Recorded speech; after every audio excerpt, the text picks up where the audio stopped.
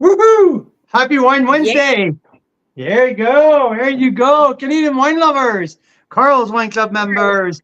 Happy Wine Wednesday. It is 5 o'clock Pacific, 8 o'clock Eastern time. So, Canadian wine lovers all across the country, welcome. This is Fort Berens week here at Carl's Wine Club. It's a really exciting week because we have some real special stuff available. So I cannot wait. And when I look at my co-host here, Mira Boucher, on the other screen here, I know her smile, and she's quite excited because there's some library stuff that she cannot wait to talk about. So Mira, good evening, happy Wednesday. How you doing? Great, great. Happy Wine Wednesday, Carl Boucher. Yes, you have to tell me what's in my glass because this is the lovely thing about being married to this guy is that, I sit down for Wine Wednesday and there's 3 glasses poured for me. So I don't know what they are, but I'm excited to find out. What are they? Oh, the first one you have some Chardonnay from the Vintemont Ridge appellation on the escarpment in Niagara. So this is Westcott Block 76 Chardonnay that you have there. You have It has a, a very long and exciting finish, and now that makes sense. I know, eh? And you have in the middle, you have a 2018 Cab Franc from Lillooet. So we have Ooh. Fort Berens Cabernet Franc 2018, where Mm. because I wanted to make a point that even at the 2018, this wine is the fifth day. It's on his fifth days, and Of being it's open. still rocking. So Oh, that that's my is whole so point because we're going to talk about the library. We're going to talk about 17, 18, and 19 Cap Franc. So yeah, I believe. And just to show that 5 days in, this Cap Franc still rocking. And you have a little red blend from the 20 Mile Creek appellation in Ontario as well from Black Bank Hill on glass Oh. number 3. So here we are now. We have a cool show tonight because we have the winemaker at Fort Berens who's going to join us in a couple minute time. And I can't wait to have a chat with Alex because he has a really interesting background. He has a wealth of knowledge. And I can't wait to talk Lillooet from British Columbia because, we usually go wine from the Okanagan, from I like all the way from Lake Country to Osoyoos. Most of these regions or sub-region are known from our members across the country. But when we go off the beaten path, we're out of the Okanagan, 3.5 or 4 hours out of the Okanagan, Lillooet, BC.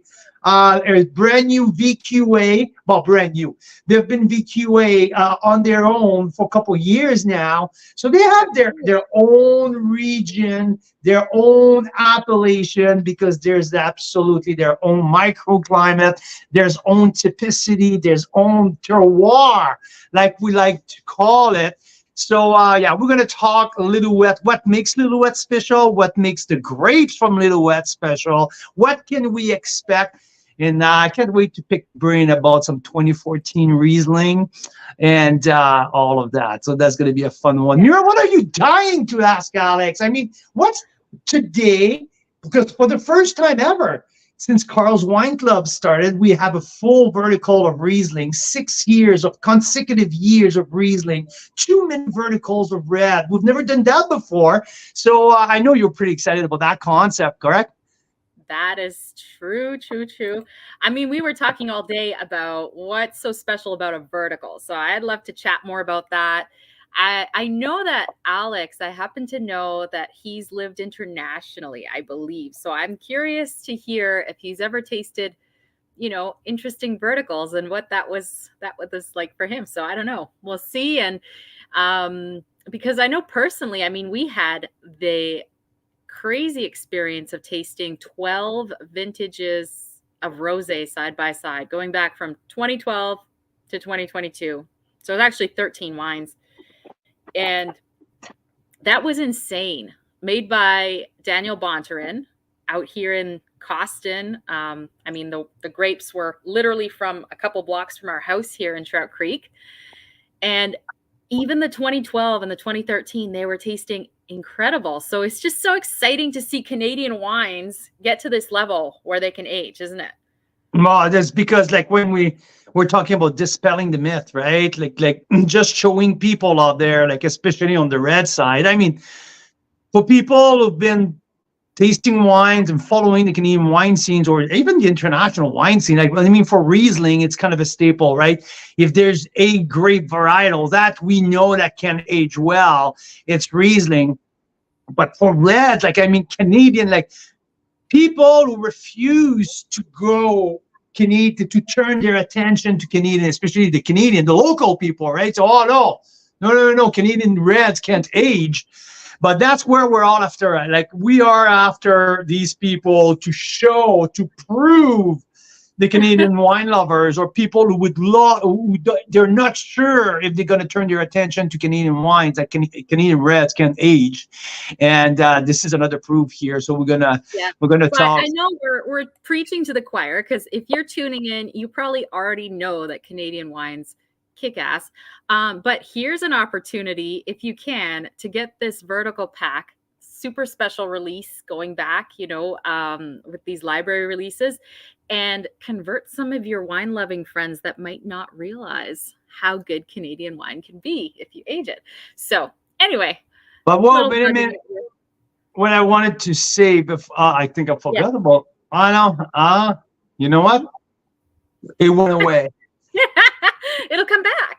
But hey, I guess so. Should we bring Alex on? Hey, why not? There we go. So there we go. From Lillooet, BC, one of the most northern VQA regions in Canada and possibly the world. So very exciting to have you on, Alex. How are you doing today? Good evening. Thanks for having us on. It's a pleasure to come and speak with you this evening. Alex, good evening. It's great to have you, Alex. Thanks for joining us from beautiful Lillooet, BC. We are pretty excited to have you on because first and foremost, just like me, you have an accent. You're clearly not from here, just like me. So I always kind of relate, and I'm like, okay, this guy's not from here. I can't wait to know where he's from. So Alex, where originally you're from? Yeah, I know the accent is South African, mixed with Namibian. I originally am from Namibia, was born there, went to high school there, and studied viticulture and enology in South Africa. So yeah. Cool. And did you cut your? Well, you probably cut your teeth at the beginning of your career in South Africa. Yeah. So I went to a wine university, and then we focused on viticulture and enology. It's in our final year, we were 20 students that studied winemaking. From there, did a vintage in South Africa, did a little bit overseas. So I went to New Zealand and Marlborough and did a vintage there. France in the Rhone Valley, California in Sonoma, Burgundy, a little bit in Stellenbosch. And then I moved to a winery, the highest lying vineyards in South Africa, up in the Cederberg Mountains. My wife was also a winemaker, so she was the winemaker there with me. And a really beautiful little spot, also sort of similar to Lillooet, like isolated and really cool, unique region. And we were there for 10 years, and I was white winemaker, and my wife was red wine. So now the question is, and now why Lillooet? Did you choose to go to Lillooet, or Lillooet brought you to them? How'd that happen? Come on, give me more information. I'm dying to know more. Yeah, and I think everyone thought we were crazy moving to Lillooet, but honestly, this place suits me so well. Our previous winery, we lived on the farm. It was a nature reserve or a conservation area, and our nearest town was about an hour's drive on a gravel road. So we were used to living without, a social life, and we love the nature and being outdoors. So then Lillooet came along and was like, oh, okay, well, it's a small town. We're still in nature. It's a unique terroir, which is really awesome because I enjoy making wines from extreme and different areas. But I mean, there's a school here and a hospital and a grocery store, and that's a hell of a lot more than what we used to have. It was a blessing in disguise finding this special little spot. You took you took over the winemaking program as a head winemaker for which vintage? So I arrived here in the middle of COVID, December 26, 2020. We had to sit at home and isolate for 2 weeks with my wife and my two small boys. So yeah, 2021 vintage was a full year from pruning all the way through to bottle. Nice. So you arrived in January 2021. So it's been like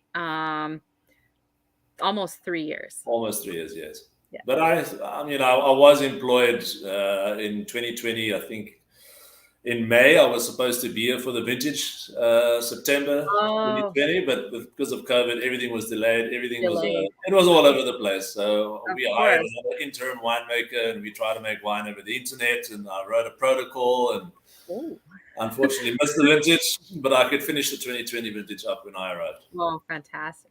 Yeah, I mean, it was definitely an interesting time. Yes. So Lillooet. So for me, like when we describe the Lillooet terroir, because now what we have here, our listener tonight, we have a good chunk of our listener from all the way from back east in Ontario. It's 8:00 down there, so we have a good audience from Ontario and Québec, actually. Un beau bonsoir à tout le monde en français. Je voulais dire un beau bonjour à tous nos amateurs de vin francophones du Québec puis toutes les régions françaises du Canada. Nos amateurs de vin canadien, aujourd'hui, on reçoit Alex Nel, qui est winemaker à Fort Berens, dans la belle région de Lillooet, en Colombie-Britannique. C'est en dehors de la vallée de l'Okanagan. C'est à environ 3h30, 4h de la vallée, un petit coin près de Whistler. Donc, Alex nous donne un petit peu plus de détails de comment est-ce qui est arrivé là, puis c'est quoi les typicités du terroir de Lillooet. Donc, sorry about that, Alex. I just wanted to say hi to our people in French. But when we talk... Oh, and then we lost Carl. Whoops, you lost me. I'm back. Well, then. There you go. So it's internet doesn't like me when I speak in French. It's like the Google machine here at home cut me off when I speak French. Yeah, well, I enjoy it. When I did a vintage in France, I lived with a French family, husband, wife, and 2 kids. Was at the winery, and I lived with them for 3 months. So I absolutely loved it. Where about? Were you in the south of France or in the north, or more in the Rhone Valley? So you were in the Rhone, the northern Rhone or southern Rhone? Yeah, northern Rhone. Northern Rhone. Yeah. Where about? Hermitage, Côte-Rôtie. Where about? Vineyards from Hermitage, cross Hermitage and Saint-Joseph, so close to Tenel Hermitage or Genance. Oh, there you go. So Syrah Viognier, it's a little bit of your gem, right? Yeah, Marsan, Roussan, yeah, exactly. Absolutely. So for our listener here, when we talk Lillooet got their own VQA appellation. When was it exactly? Since when they have their own VQA? Can you remember? I'm not exactly sure on the date, but it is a new appellation. So it's a long, thin stretch that runs along the Fraser River from Lytton down to Lillooet.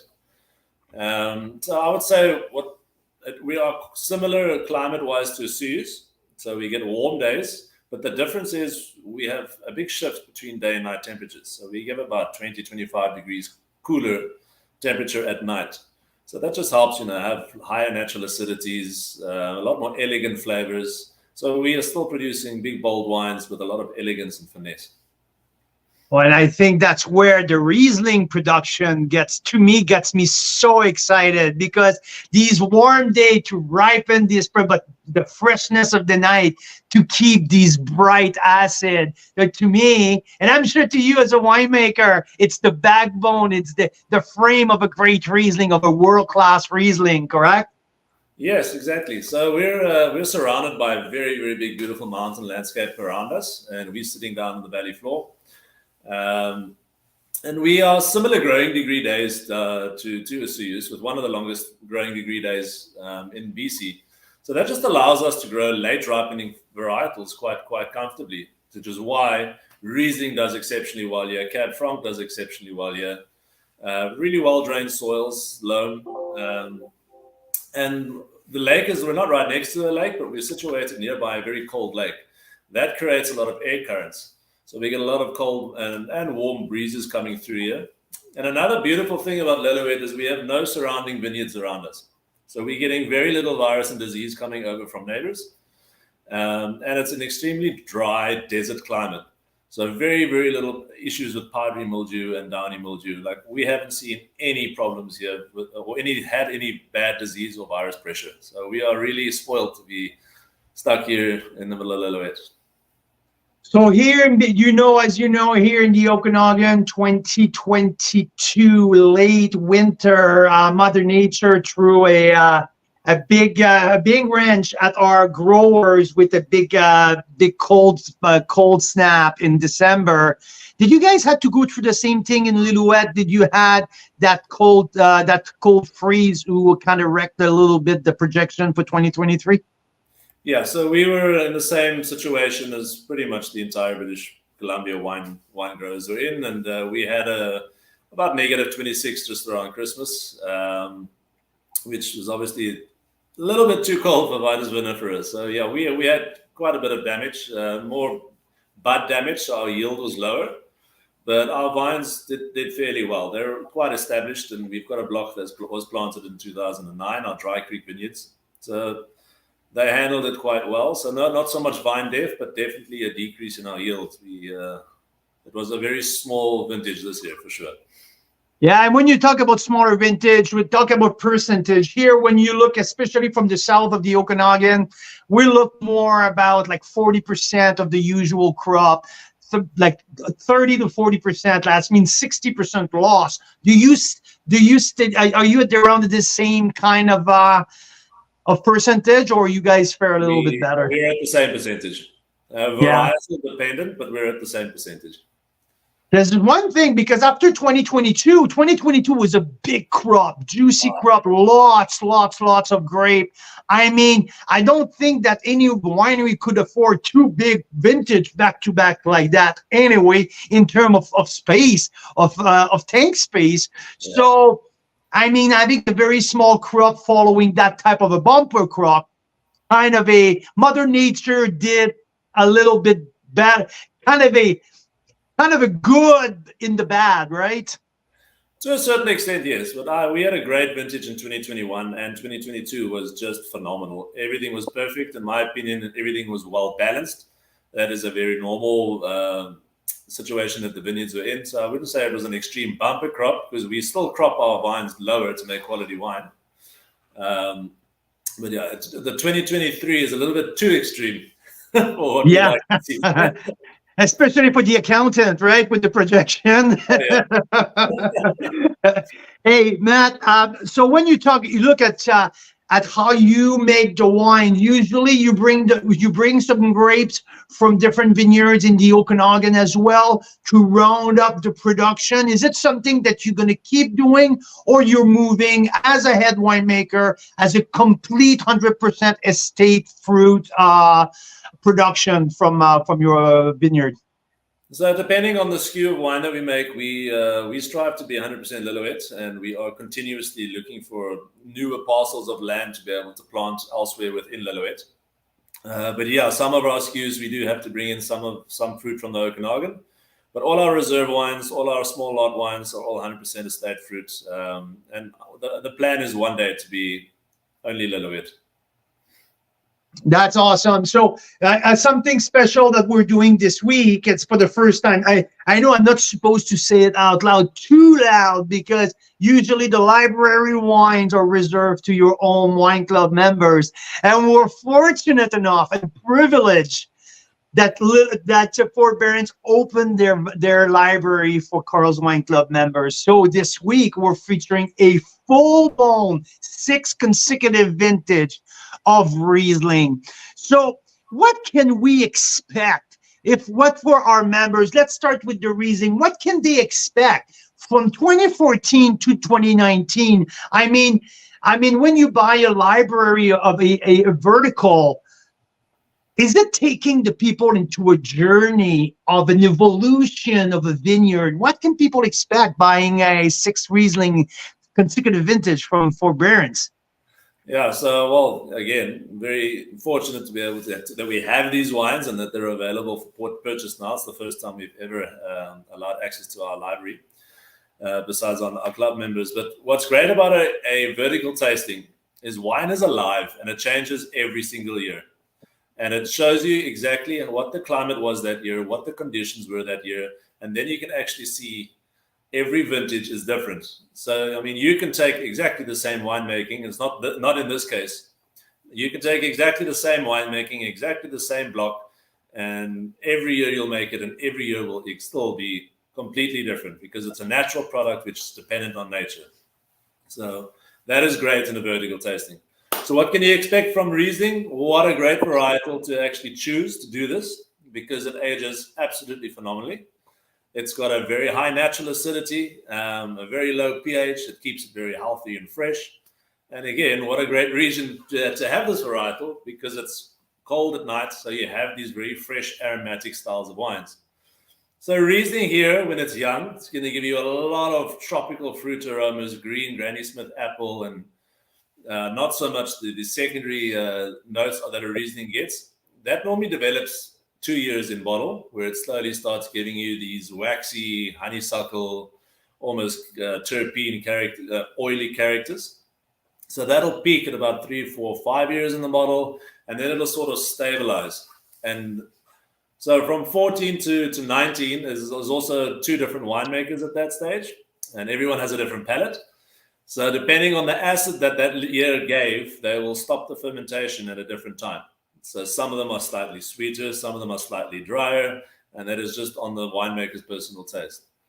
So I think the driest of the pack would be the 2016. It's about 6.7 grams of residual sugar, and then they jump up and down, and it's so great to see how it changes. And you can now actually see what do you prefer, a drier style of Riesling, a sweeter style of Riesling. And the fun part is when you open them side by side, when you have a group of people and you can see the difference, like the level of RS, the level of residual sugar, how everything changes in terms of texture on the side by side. It's just phenomenal, because to me, it's not about how sweet, like these wines are not sweet in terms of like candy sugary sweet. It's not about that. It's more about, to me, it's about the texture, right? Yeah, Riesling is all about balance, trying to balance out, because some vintages have an exceptionally high acid, some are a little bit lower. So Riesling for me is all about balancing the sweet and the sour, just getting the perfect combination that works well, that will still drink easy. And it's a really, really great food wine because it's so versatile what you can do with it. At Fort Berens, we make a dry Riesling, which is really nice and summer refreshing. We make the classic Riesling, which is the one that we have in the pack. And then I do a reserve Riesling, which is all barrel fermented with natural yeast. So there's so many styles that you can actually do with it. And then it ages so great. That's Mira, so come on in. I'm done. Because you're talking about the experience of the vertical, okay? And this is the part I'm so curious about. I mean, the two of you have been in wine for decades, right? I have not. I started drinking wine during the pandemic. I think there's a lot of people like me out there, hopefully. And I think I learned the most through horizontal and vertical tastings. And what I mean by that is 3 years ago, Carl, you remember, I mean, you guys will remember watching, because I tried to do blind tastings live a couple times in the early days. Carl tried, and I couldn't tell the difference between a Sauvignon Blanc and a Riesling. Like, I had no idea. And the way I learned was through these kinds of vertical and horizontal tastings. We do the horizontal tastings. So like on Saturday, we're going to have over 50 Cab Francs open, many of them from the same vintage, same regions, right? That's kind of what a horizontal is, right, Carl? Kind of, yeah. There's many different, yeah, usually. When you've had a little too much wine, that's what the horizontal is. That's what my dad would say. But the official thing is what, Carl? What's the official thing with the horizontal? It's like, but your horizontal is usually when you do the different, like the same kind of grapes from the same vintage.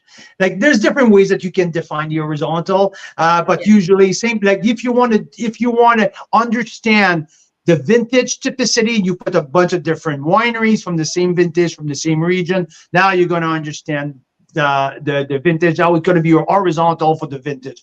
If you want to like it's more that way, you're going to call it horizontal. And vertical is when you go from the same wineries to different vintage. So now you're going to dig more into the winery stylistic component and how to understand mother's nature difference from vintage to another.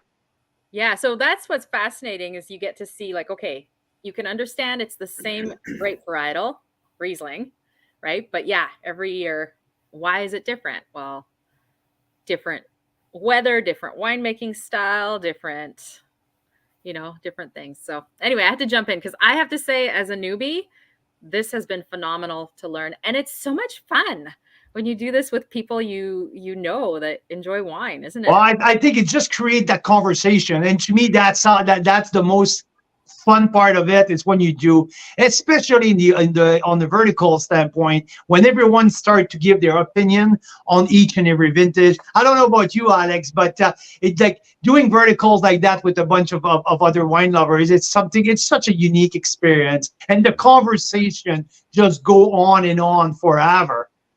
Yeah, no, I mean, well, in my industry, it's what's great about a vertical is if you've been at a winery long enough and you've made all those wines, funny enough, you remember every vintage and you remember everything that went wrong or that went right, or you remember all of those things. And it's great to see like, oh, I remember that and that vintage and that happened to that tank. And so it's nice to be able to reflect on it that way as well.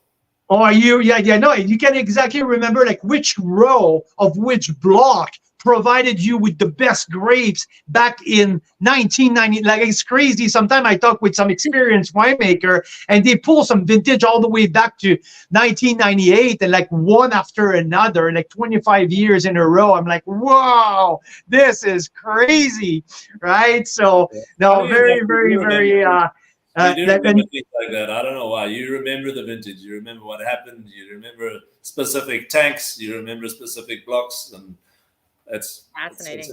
Alex, when you don't sleep for a couple weeks, when you're in the crush of like in the middle of the crush, you sure remember these kind of things. It's kind of one of your kids don't let you sleep for a couple of days in a row because they had ear infection. You remember which year and which month it was. That's for sure.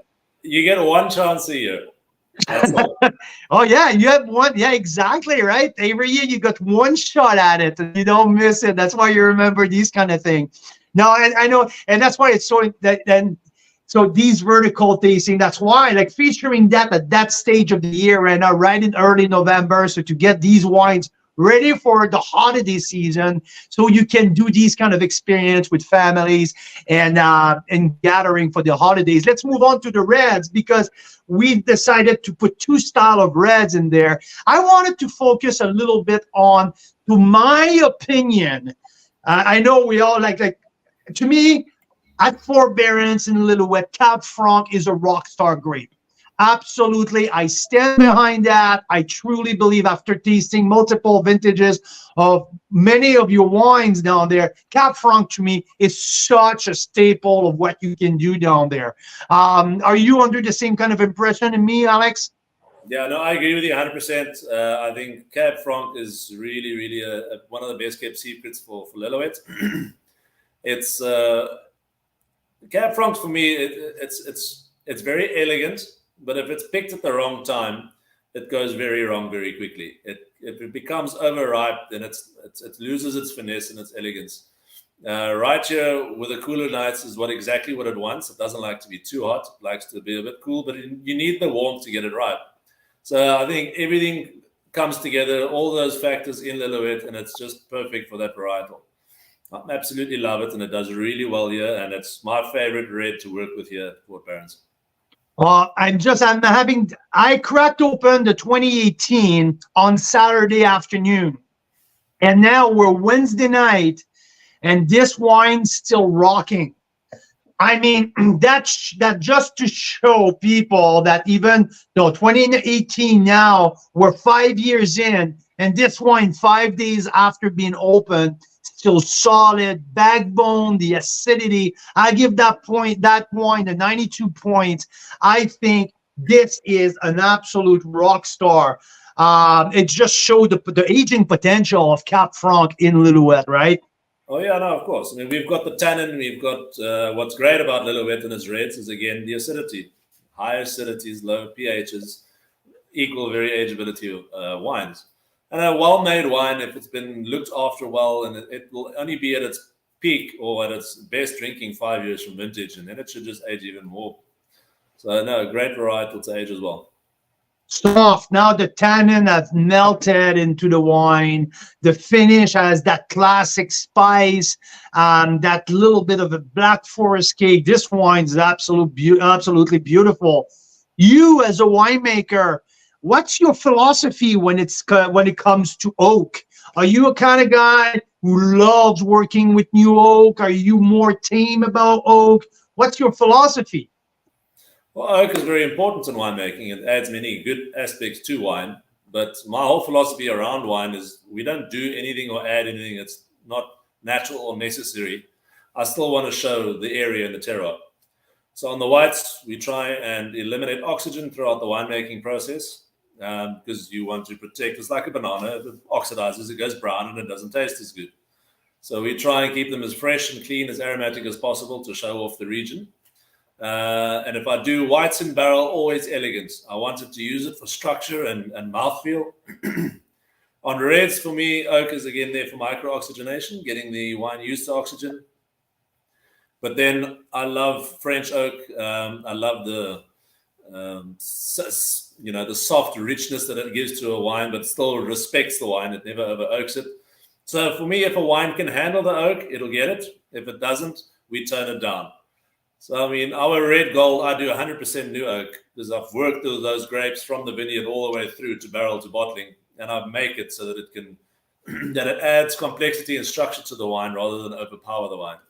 On our reserves, they're about 50% new oak, 50% second fills. On this wine, I just want to show the freshness of the wine. So it's very little new oak. It's only about 10% on the classics that you have.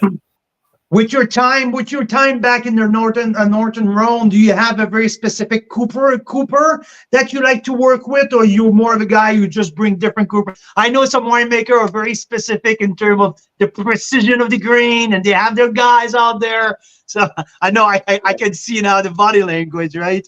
No, that's very important to me. And over my career, I've chosen a very small select handful of coopers, and we are small, so I don't want to experiment too much by bringing in too many others. So I've got my favorites. I keep them. If it's a Burgundy cooper or a Bordeaux cooper, I use it on different varietals. But yeah, I support also the small artisanal coopers, little family-owned cooperages in Burgundy that I've been to, spoken with them. I've been to their factories, and yeah, I support those guys, and I bring their barrels in, and that's a big part of my winemaking is the selection of absolutely. It's an emotional connection, right? Like it's kind of the vehicle between your hands and the bottle. Yeah, exactly. Absolutely. Mira, where are you? Where are you doing conversation? It's so much more fun when you're around. Thank you. No, I just the bottle it kind of sits like right on my head, so I it might make more sense for me to Alex, swap us around then. Yeah, exactly. So before I let you go, let's touch base on the Meritage, because now you're in Lillooet, a specific region with different typicity. So I know when we produce Meritage, there's always that flexibility of Merlot, Cab Sauv, Cab Franc, right? How do you lean with your dominant grape on? Is it on the vintage? Is it more vintage specific, or it's more about a personal preference or a house style? What's your philosophy on that? So on the Meritage, we actually have a very, very red fruit dominant Merlot that we make on this property. And I've actually never tasted Merlot that's got so much fruit dominance than here. So we have actually started making 100% Merlot single varietals as well. Wow. So for that reason, we're keeping the Meritage also as Merlot dominant, but also it's our mostly planted red. So Merlot is just going to give you lots of fruit and very expressive from Lillooet region. But then you need a little bit of Cab Sav to give some structure and complexity, and then just brighten up the acidity and bring in some more dark fruit as the Cab Franc. So each varietal is picked separately, aged separately, fermented separately, and then we do the blending right at the end.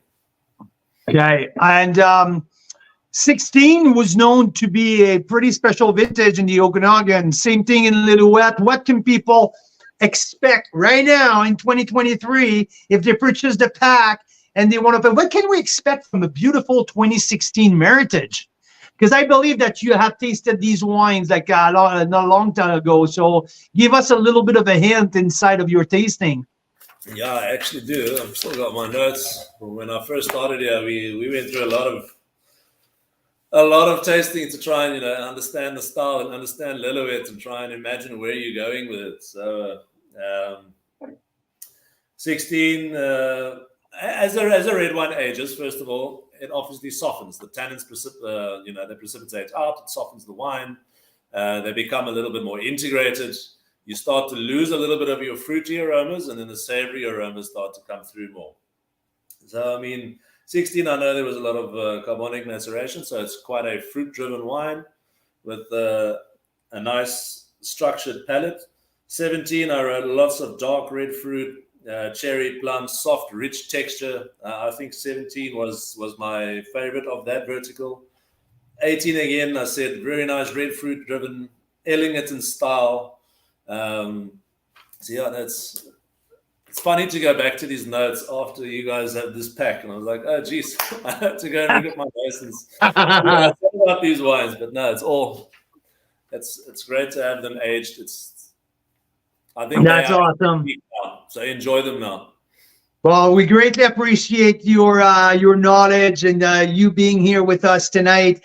Mira, last question for Alex, or?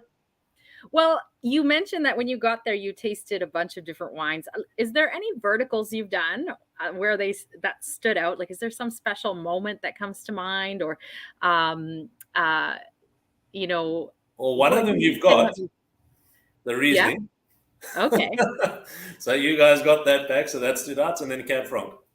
It was great to be able to taste that varietal, old ones up until new ones, because it was, it also, as Riesling, it comes in many styles. It can be quite light and peppery. It can be quite heavy and structured, also depending on the vintage. So I think if there's anything better, there's no better a vertical to have at Fort Berens than the Riesling and the Cab Franc. Oh, fantastic. That's amazing. Alex, thank you so much for being with us. We greatly appreciate your time and knowledge. So, we'll keep you posted on these very limited amount of verticals that you have available for us. But thank you so much for being here. No, thank you for inviting us and doing this. And think of these beautiful mountains when you're drinking a nice glass of Fort Berens. Absolutely. We were there, and it is just breathtaking. Thank you so much, Alex. Hope you have a great evening, and thanks for taking the time. Thank you. Have a good one. Bye, guys. Thank you. Thank you. Good time. Amazing. Good time. Good time. Meet Alex, and I'm so looking forward to what's to come with Fort Berens with him at the helm. I think they've started to win even more awards. I mean, they've always won awards, and it's so exciting for a new winery in a totally new region, right? But even more has happened since Alex took the helm. I think they've got number 3 small winery in Canada. That's pretty cool. That is a big fact, right? And it's not like a regional or a provincial kind of competition. This is national, right? From coast to coast. I mean, this is big. Sometimes I try to not overblown like wine line or whatever, but this is big. Like when you talk about the overall result of the full competition, this is the biggest one in the country. So yeah, this is a big fact. I mean, like number 3 small wineries. Are you kidding me? Like it's big. So yeah, and something also.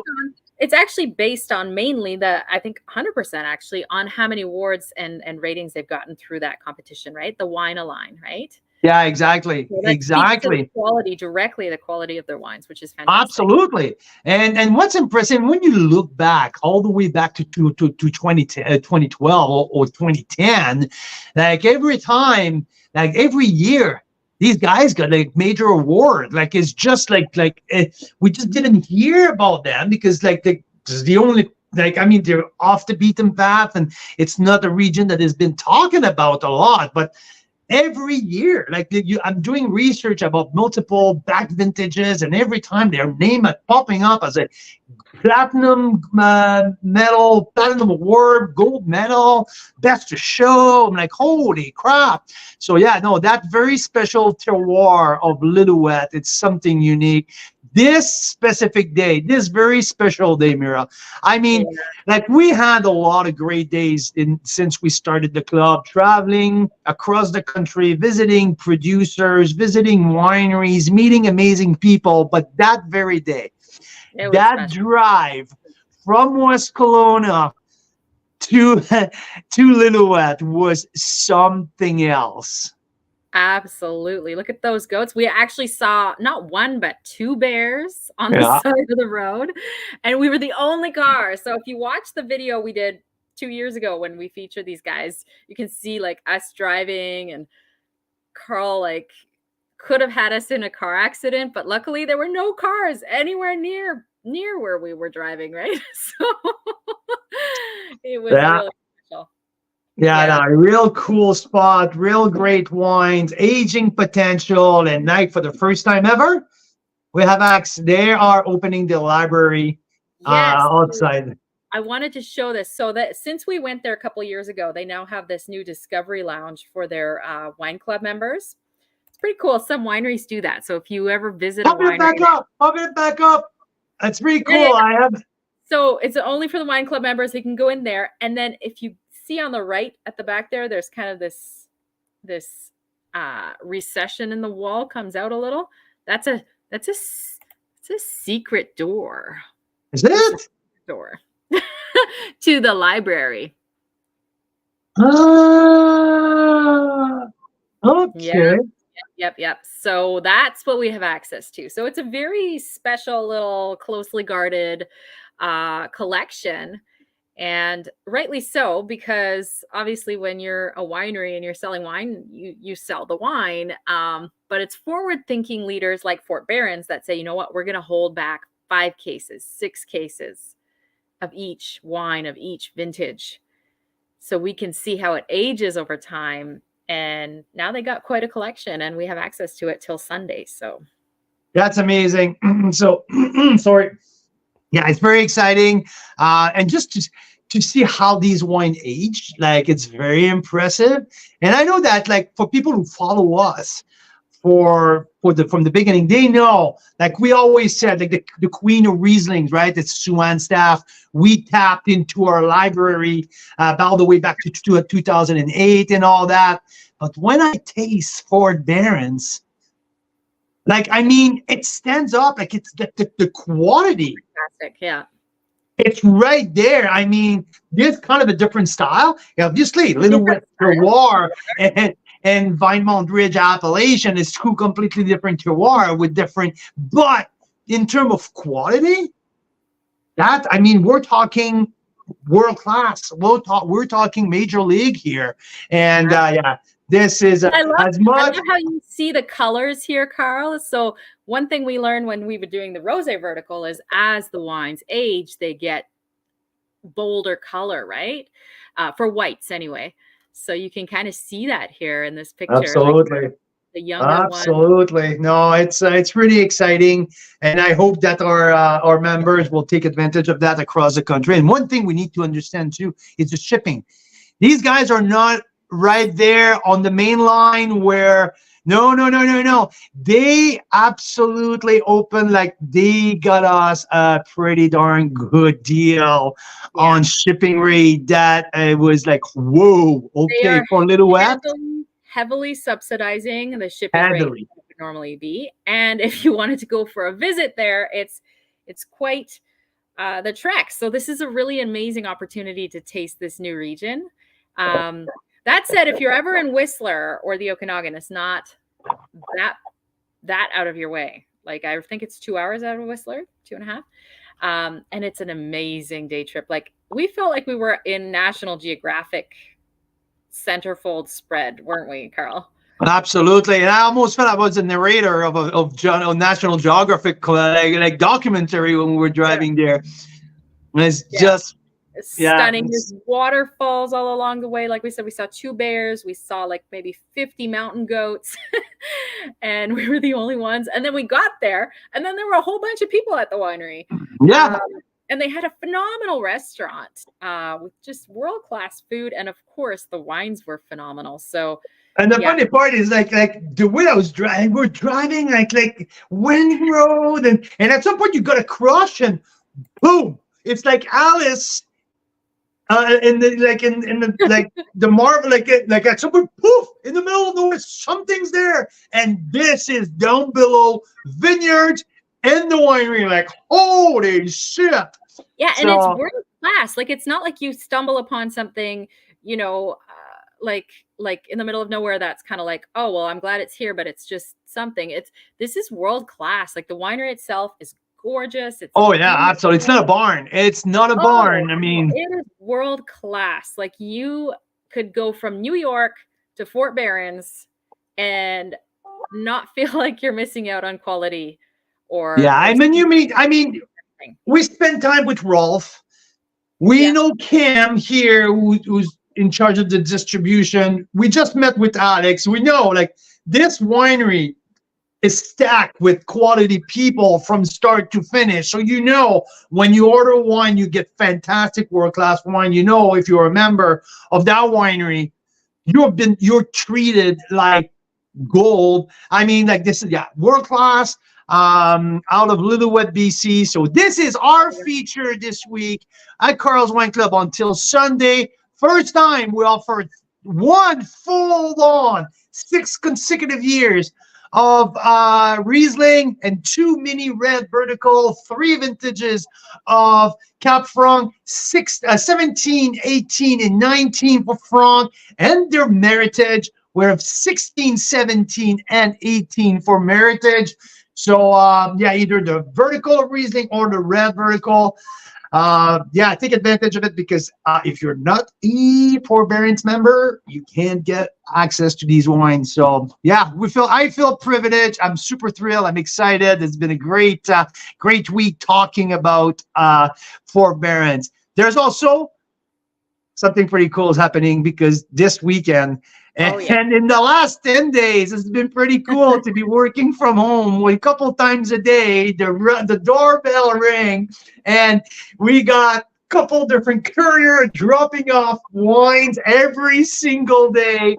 Door knockers, different courier company. We are receiving a shitload of samples of Cabernet Franc from all over the country. This varietal marathon, the Cab Franc, is shaping up to be epic. It's going to be.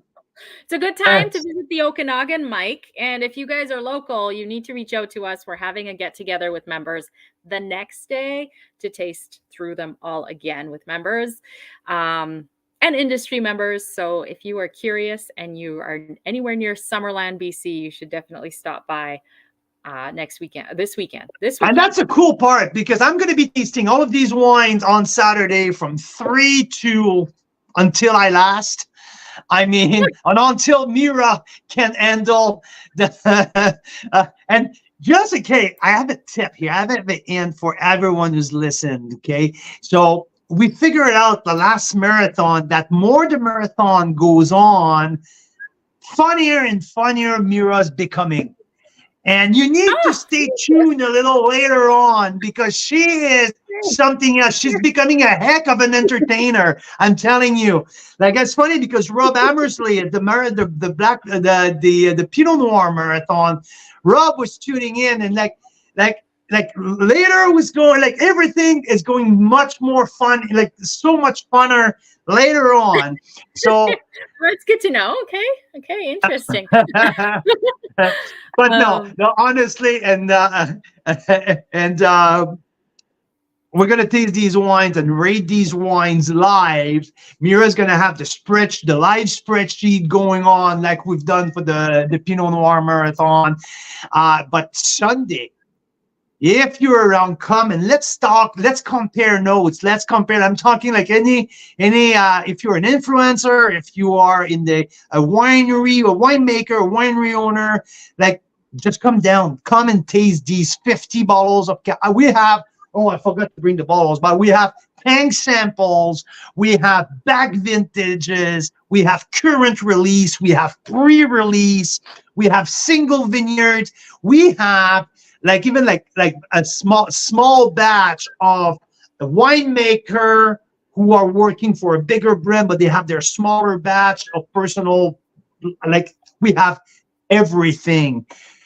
From that, all the way back to 2015 vintage, I believe Cave Springs 2015 vintage. So it's shaping up to be an epic marathon. So Mira, are you excited about that one? So I'm very excited. I have to say, I have a link here to the partial tasting notes archive. Okay, I can put it in the comments if anyone is saying we're not doing this anymore because it's taken so freaking, can I swear, so fucking long for us to get all of our tasting notes together in one place. It is still happening. This is a part of it. Daryl senses a Cab Franc jelly coming up. It's possible. So this is it. So I searched for Franc in the last 700 tasting notes, Carl, that we've been able to upload here.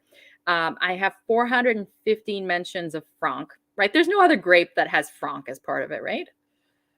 415 mentions. So, I mean, you probably say it once or twice, at least in each tasting note. And then there's... okay. Yeah. What I'm trying to say is, what I'm trying to say is I've been trying to do this for a long time with these varietal marathons. I want to take the most commonly used words by Carl in these tasting notes, strawberry, like I'm just looking at some of these. Oh, this is white Merlot. No, that's not what I want to see here. Okay, here's one that has Cab Franc in it. And you're saying things like cherry, pencil shavings, cedar box, right? What are some of the other words you use to describe Cab Franc? What else? Black forest cake, dark cherry, spice. So these are blackberry. Will all be some most used descriptive for Cab Franc, definitely. Okay, so what I want to do for this weekend is get bowls of all these things. Like cassis, I've never tasted cassis. Like black currant, I've never tasted black currant. So that will be a little mission for us, Carl, the next couple days. Okay. You seem thrilled. Yeah. But anyway, I would like that because it would be very interesting for me learning about these wines and tasting, smelling all these supposed flavors. Yeah, no, so this is interesting. Bell pepper. I agree with you. It's one of the classic. If there's too much green bell pepper, it's not a good sign. Red pepper jelly. I like there's something coming up with colder climate. Cab Franc, but yeah, it's shaping up to be absolutely epic. So yeah, so this is for Saturday, Sunday. Yeah.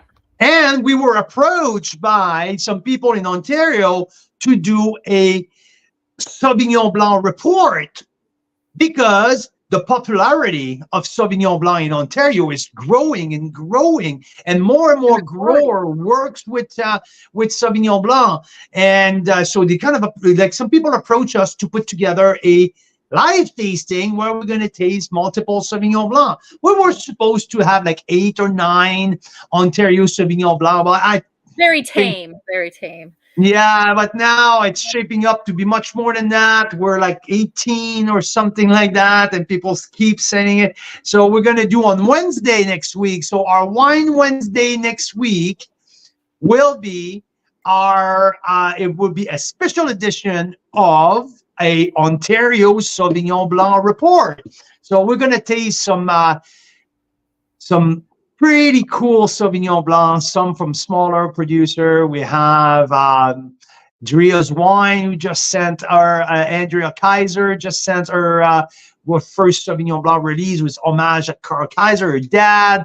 Ali Openlander, so daughter of Matthias Openlander, one of the most greatest grower of Sauvignon Blanc in Ontario. So we're going to have some great interviews. So that next Wednesday, Sauvignon Blanc report is going to be, yes, Mike, we have Mouchadre en route, should be arriving by Friday here. And yes, we have some Sauvignon Blanc, plus all of their new release from other varietals is included in the box. So we're going to do I'm going to taste more stuff from Mouchadre. I also have a Sauvignon Blanc from Burning Kilt from Norfolk County appellation. So that's what's Burning cool.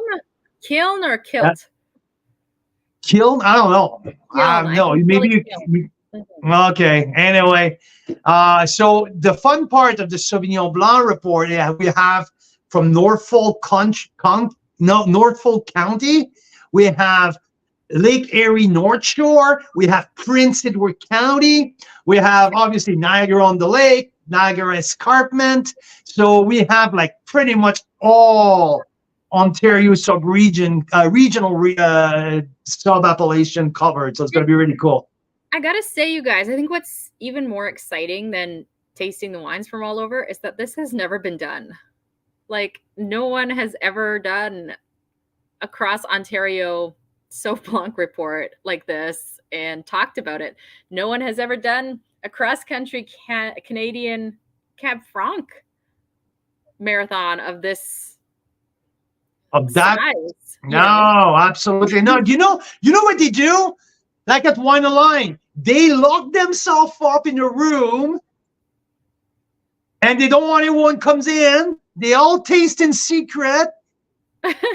And boom, some scores coming out, and that's it. And I mean, there's a place and time for something like that, but I know a little more. What do we call it? I don't know. Transparent, social. Yeah, absolutely. Absolutely. No, it's very exciting. Big momentum here at Carl's Wine Club. So this is Fort Berens week. Next week, we're focusing on, there's no weekly offer. Let's get the good news. Okay, we need to explain what happened with the Pinot Noir. Okay, let's explain it because it deserves explanation. Let's quickly. Mira, do you want to explain it? And you are allowed to swear. You can swear as many times as you want. One of our cases of Pinot Noir for the mystery packs, for those that ordered mystery packs, you already know it's delayed. One of them got lost. It got found. Okay, no, hey, and let's get some names out to excite people, okay? Because the top, it's Clausen Chase, right? So, yeah. And it's not Clausen's fault; it's the courier's fault where they smash a case, and we sent an overnight thing because we're like, we don't want to take any chances overnight. Anyway, they lost it. We still don't know where that might be. We sent another one, and it was overnight, and then it was delayed. But we have this afternoon confirmation it's supposed to be here tomorrow morning. So there you go. That's the long story of Pinot Noir mystery. So when that case arrived, we have all of the other 5. So the six mystery Pinot Noir, which include Clausen Chase, going to be sent to everyone who order it. So, and what do we do with the Franc? Are we going to do the kind of same thing? Or? So I would like to. It is a bit of a risky business because you're shipping things here and there and all that. But I think it's really exciting. You know what? It's worth a poll. Yeah, we'll have to see. Yeah. Anyway. So when we do the marathon, we will taste them. We'll find out what your top 15 are or what have you. And then we'll find out this week if we can get a mystery pack together of those ones. One more thing. Yeah, that was really good. I have some in my glass, don't I? Yeah, you sure do. Well, so why do I show that? A little smidge. Yeah, it's because this is freaking good, first and foremost. Second, it's Decanter Magazine just released their 20 best Chardonnay from Ontario to be to get into your cellar or something like that. I don't know how's that called. I don't even know if that's just Ontario. Decanter 20. Anyway, that new article from Decanter Magazine. Oh yeah, it is from Ontario because at least half of the 20 were part of our Chardonnay marathon. Like you look at the list, literally half of it. We already knew it's half of my top 10 is there. So anyway, but this is the new vintage, and this is part of that top 20 Chardonnay. Tasted that last night. We cracked that open a couple nights ago. I mean, to me, this is a 93 point. This is good. Really, really, really good. I haven't opened the Butler's Grand 2021 yet. Butler's Grand by Westcott is one of my top Chardonnay year in and year out. So I can wait. Yeah. So $50 on the dot here for that 2021 Block 76. Daryl, I think it was overpriced from the 2019, the first release. I see this one, and I know you're a wine club member at Westcott, but this new one, that 2021, first time for Block 76, that is worth every penny. I am not disappointed on the value. Oops, sorry, that was the phone call here. But yeah, so, and the why I'm talking about that, because with the article of Decanter Magazine, it's pretty cool. We tasted that one. I think it's freaking good. And we're featuring Westcott and that wine the following week. So next week, we're focusing on reports. And the following week, we have Westcott offer. So that is really, really, really exciting.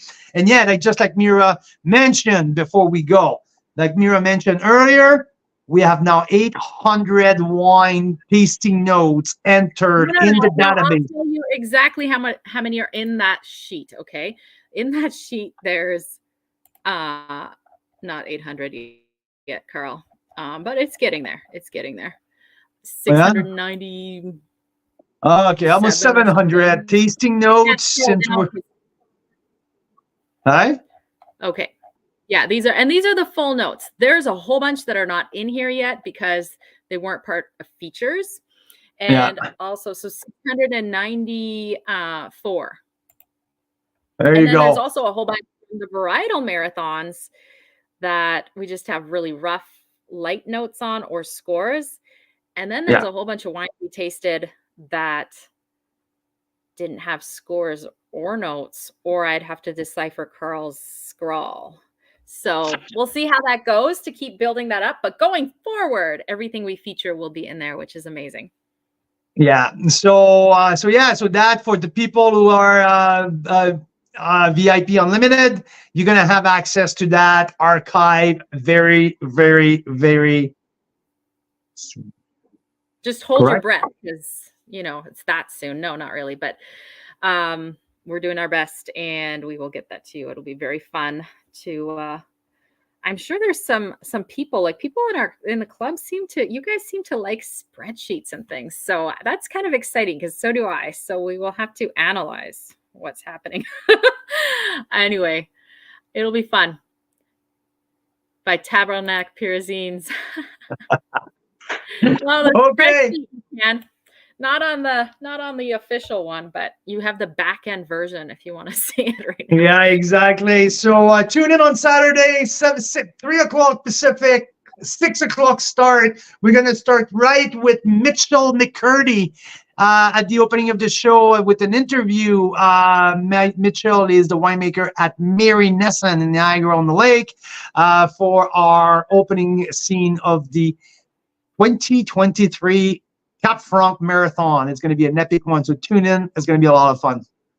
Yeah. Well, have a great Wine Wednesday, guys. Thanks for stopping by. Cheers. Canadian wine lovers, Carl's Wine Club members, thank you all for joining. Thank you to Alex in Fort Berens, Lillooet, BC. It's Lillooet. It's Fort Berens week, so take a look at the offer this week. Have a good one. Cheers.